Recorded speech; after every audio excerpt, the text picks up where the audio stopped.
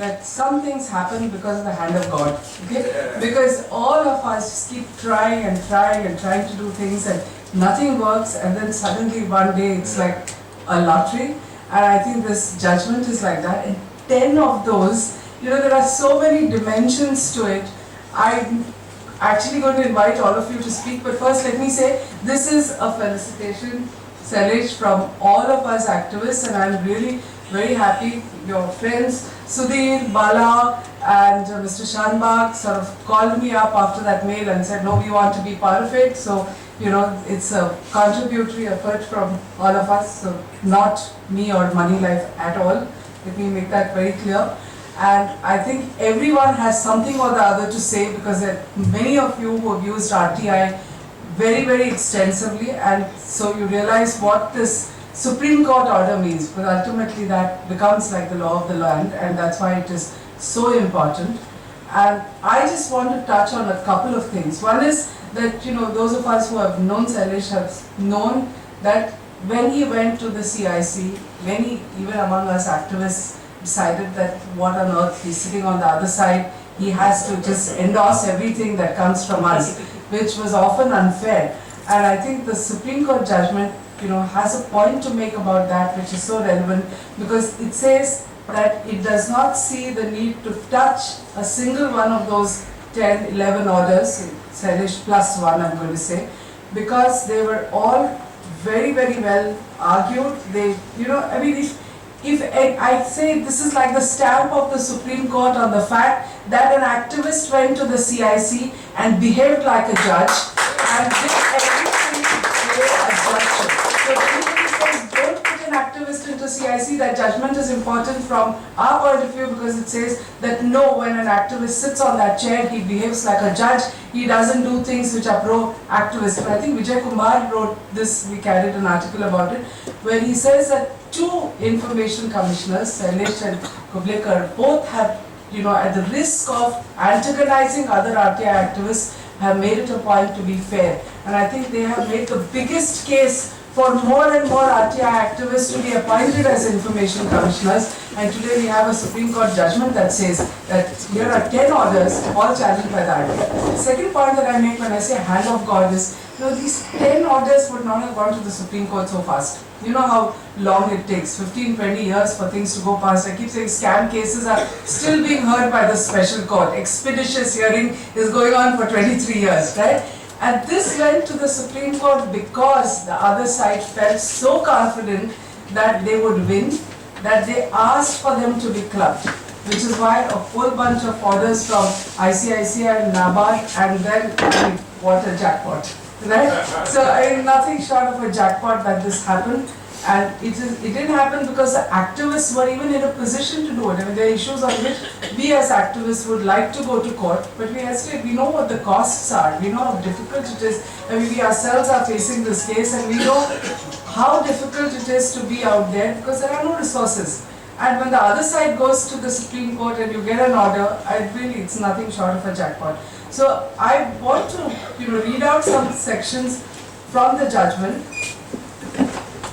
2 or 3 points that I have made in my article, which is one, that it shows that the Supreme Court itself, this is something for the entire banking industry to worry about, which is if a bench of the Supreme Court says that we don't think you guys, in other words, it's like the Bombay High Court said in our case, you guys are not clean as driven snow. The manner in which you do deals with the other side, we know about it. This is not, it's not underlying, it's an explicit message from the court. The second part is, of course, the fact that, the judgment has just thrown it out lock, stock and barrel. We don't need to touch it. Actually, let me not read. I think I will leave Shailesh to talk about it. Before we go on, I want to request Bala, on behalf of all of us, please present a bouquet of flowers to Shailesh.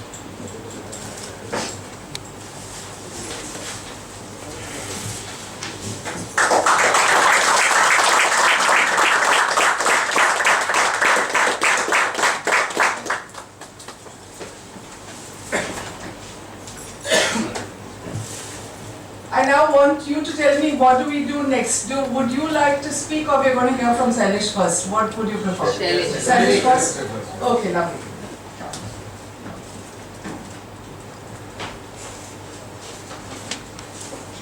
Friends, first and foremost, my very sincere thanks to Debu and Sucheta and Moneylife and all of you for coming here this afternoon or Sunday afternoon. It's a lazy afternoon one all had. Coming here today like this means a lot. But I feel inspired, I feel reinforced and strengthened, to be honest, to see so many people who are active citizens coming here and saying, we like what has happened. As Sucheta has rightly said, in this Supreme Court judgment, it's partly an act of God. So far, 17 judgments have been given by the Supreme Court of India on right to information. And the earliest 16 are anti-RTI. I have myself written a paper on this, and that doesn't make me change my stand. This one, we've been very lucky, we've got a fantastic judgment. And what I would like to tell you is the importance of this order. The court has said, apart from various other things, in rest of the cases, the CIC has considered elaborately the information sought for in past orders, which in our opinion do not suffer from any error of law, irrationality or arbitrariness. We have therefore given our anxious consideration to the matter and come to the conclusion that the Commission has passed the impugned orders giving valid reasons, and the said orders therefore need no interference by this court. Now my suggestion is, and I see this as a huge opportunity and I think we should strike this.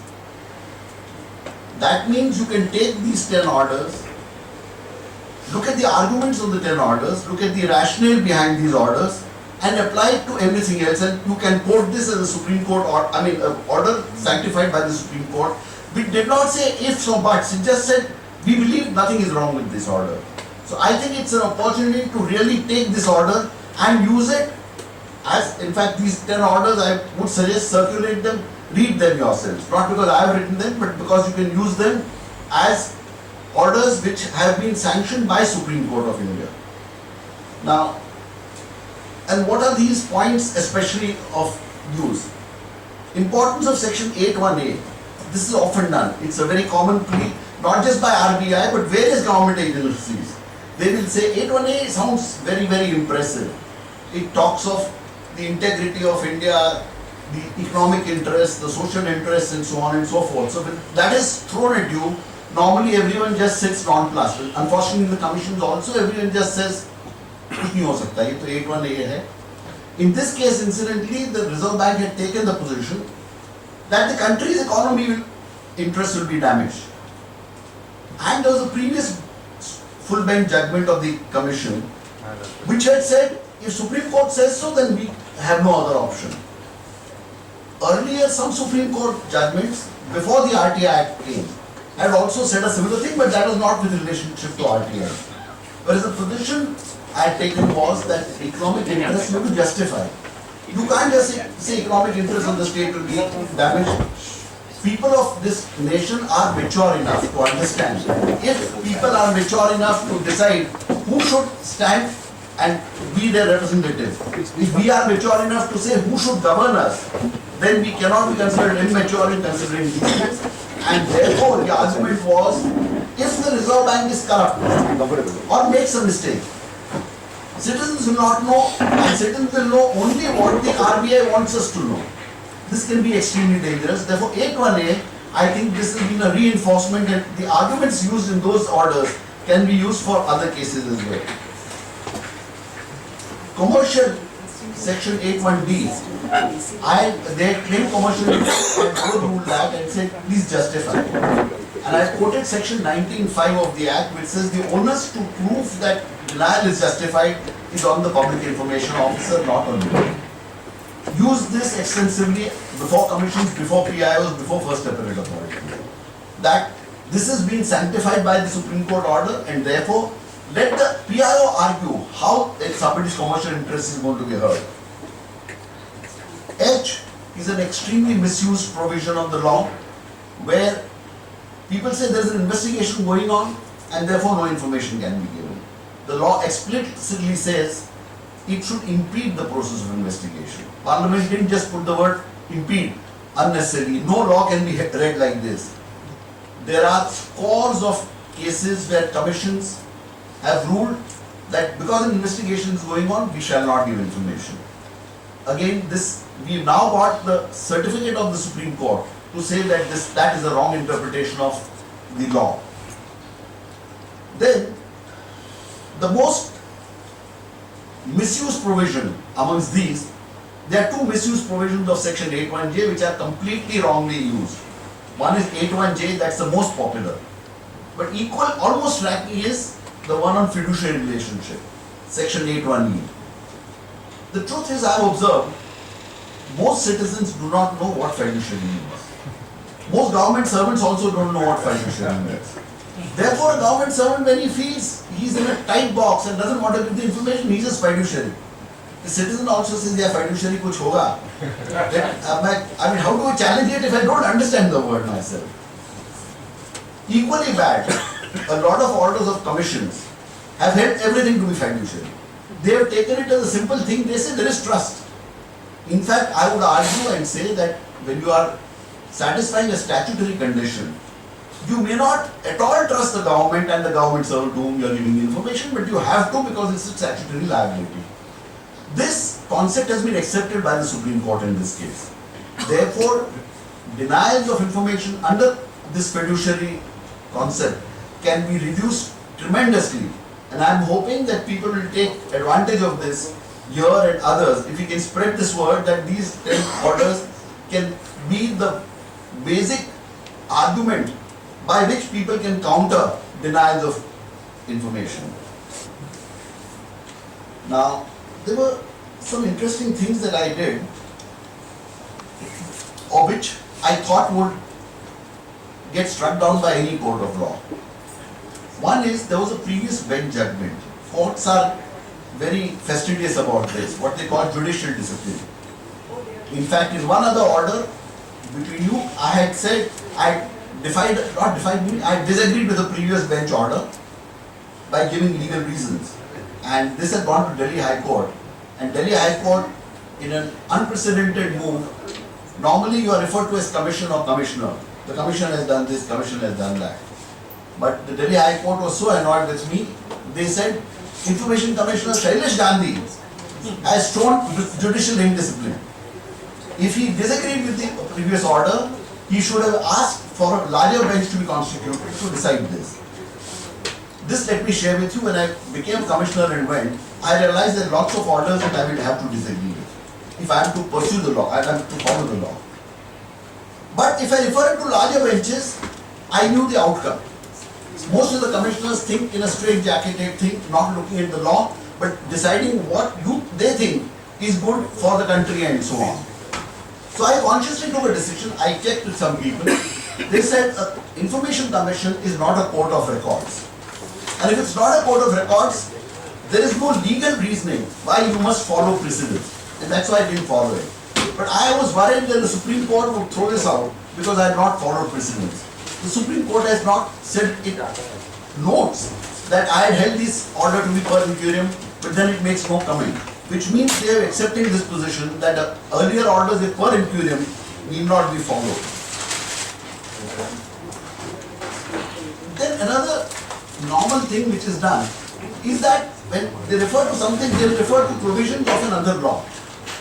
Like in this ban judgment itself, it is referred to US provisions of the law and said because US does like this means India should also follow like this, which is something that I disagreed with. I said that their parliament or whoever legislature made the law in consonance with them.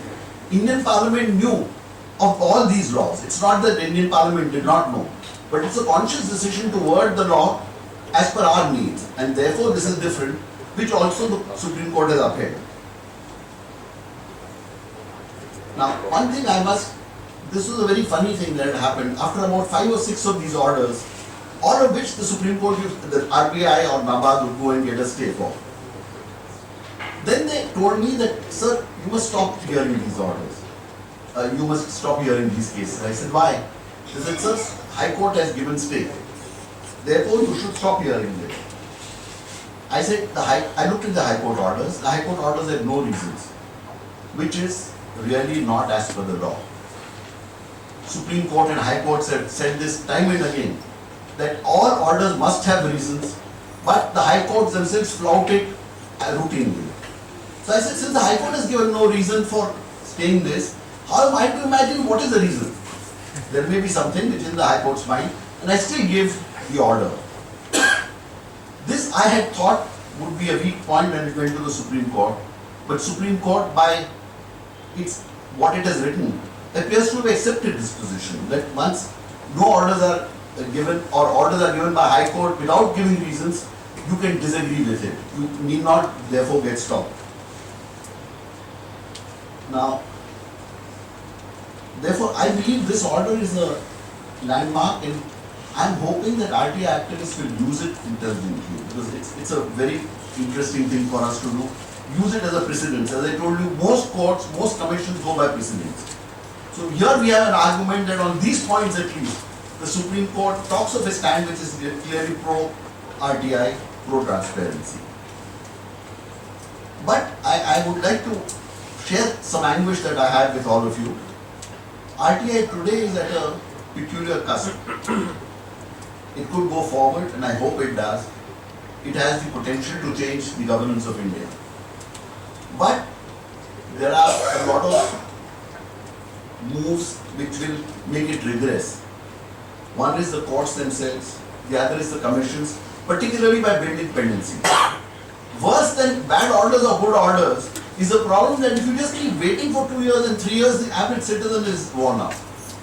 Commissions must give their orders in most cases in 60 to 90 days is my belief. I do not see adequate number of citizens really clamoring for this. Most activists are concerned with my order ऐसा ठीक हो गया, मेरा order ठीक नहीं हुआ. Instead of which we must all fight and say, give us a decision.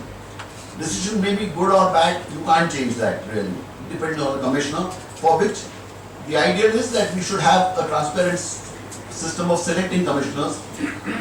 As a lot of you know, I have publicly stated my selection was a random occurrence, there was no merit.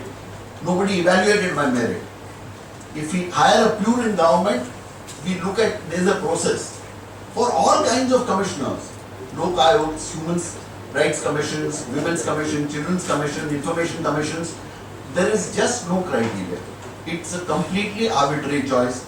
We should press and make it transparent. While in this, I'd probably just like to share what I'm doing now, and I'm hoping some of you will join in these activities. One, I'm trying to see if computerization of government is possible. This is as per the RTI Act, and I genuinely believe that if we landed up with a digital board of communication, a digital file, everything being digital, 30% of India's corruption will go down.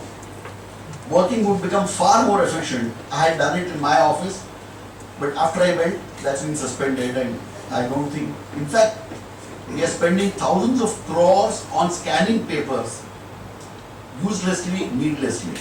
Nobody knows why the hell we do it. We do it because we think going digital is good, fashionable, but we are doing this digitization without any thought. The second thing I'm trying to pursue is, okay, let me share this with you because it will shame me into finishing this. Some months back I started a book on RTI. This book is basically looking at each section and saying what is the meaning of this section, without referring to any precedents, without referring to any High Court judgments, Supreme Court judgments on RTI. Just the bare law. The bare law is what everyone is expected to follow. If you misinterpret it and continue misinterpreting it, that's not the law. So therefore, that's an attempt I have made, and what has happened is I have periods of complete laziness when I don't want to do anything about it. But now I am sharing this with you, and hopefully it will shame me into finishing this in some reasonable time.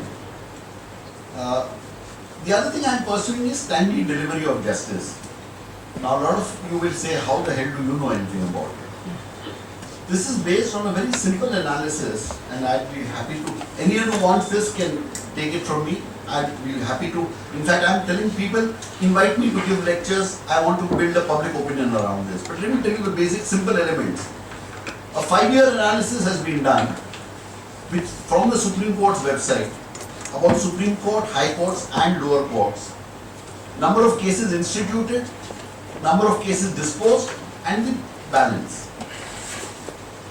Number of judges in seat and number of sanctioned positions. We normally keep hearing we need 4 times the number of judges, 5 times the number of judges, otherwise we are doomed. Or people just say, kuch nahi ho sakta hai. Let me give you this essence of this analysis. From 2009 to 2013, during that 5-year period, where quarter-on-quarter reports are there in the Supreme Court website, 3 lakh cases were pending in 2009, which after 5 years became 2 crores in about 18 lakh cases. Increase of 15 lakhs in 5 years. That's all. We seem to feel as if it's an unmanageable problem. Just 3 lakh cases are being added each year.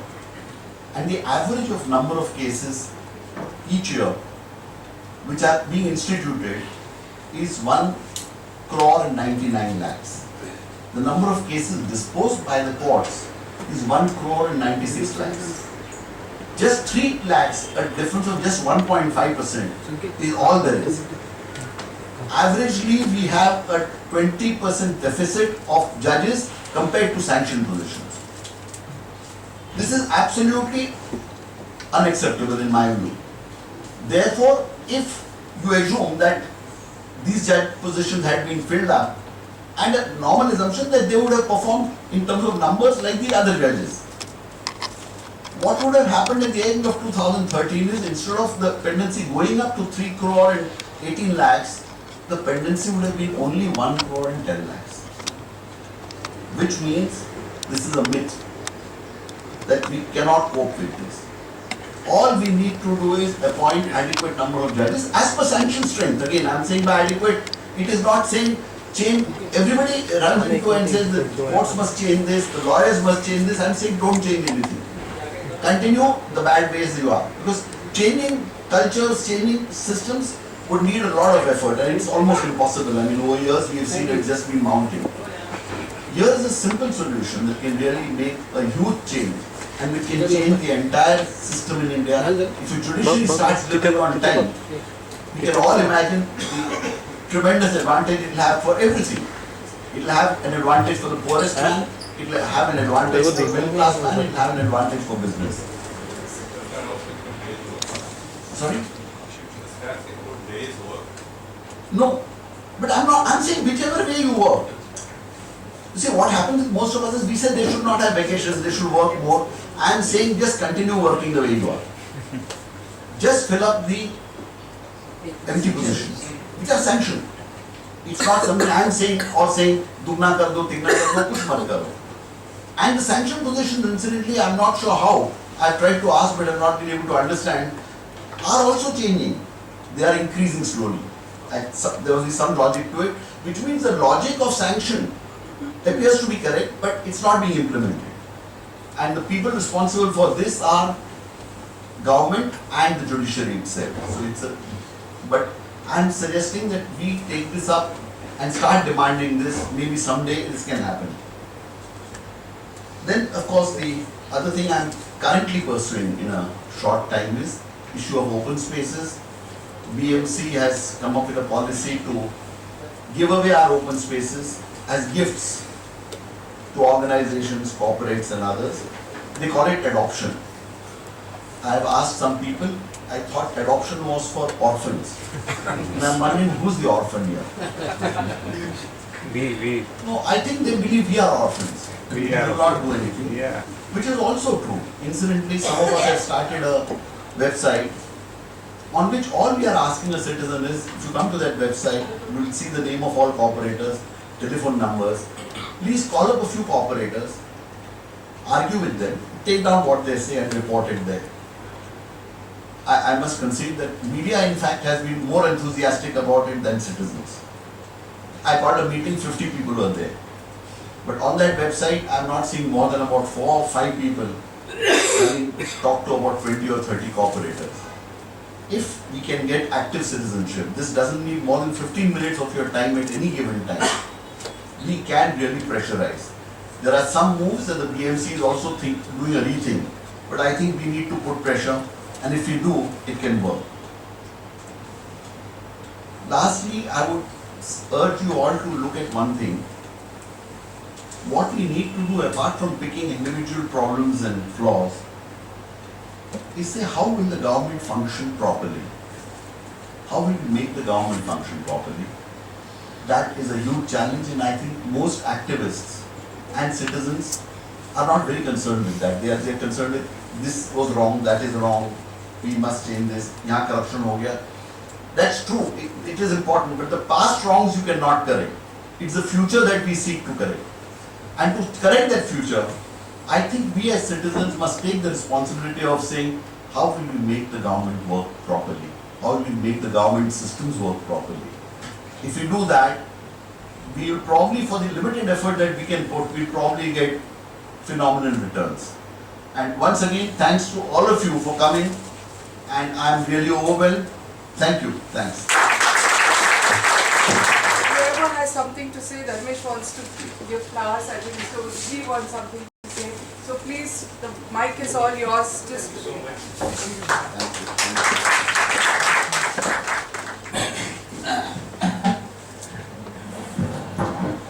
एक बढ़िया landmark judgement supreme court ने जो दिया, जिसके लिए असली हकदार जो है क्रेडिट इन्हीं को जाता है, शैलेश गांधी जी को, जो राइट टू इंफॉर्मेशन मूवमेंट के इसको पायनियर कहेंगे। तो हमने इन लोगों से सीखा कि राइट टू इंफॉर्मेशन एक्ट कैसे होना चाहिए और कैसे इम्प्लीमेंट करना चाहिए। Good evening, I am Captain Richard Sikwera. Shailesh, congrats on your great success in the Supreme Court, and I hope we can use this judgment in everyday life. I am Devakar from Forum of Free Enterprise and Manipalki one address. I am neither the RTI activist or FTA activist. I am the admirer of Shailesh Gandhi.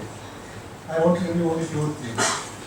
It used to be said that Mr. Manipalki was God's gift to India, and so is Mr. Shailesh Gandhi.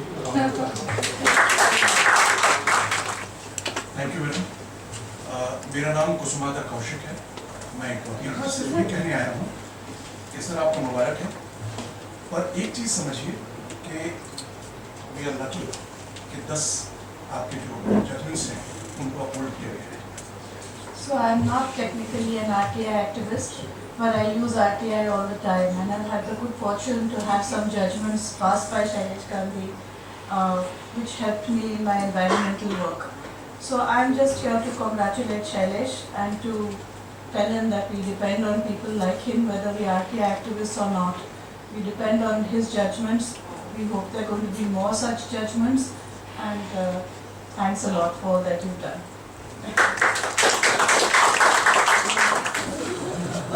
No, a very, very, very big thank you to all of you, my friends. And I would urge all of you, take up something slightly more active than just calling yourself activists. I think we could do a lot. Believe me, if we get 100,000 people in India who take to active citizenship, we can change the face. It's not very difficult. Thank you, friends. Thank you.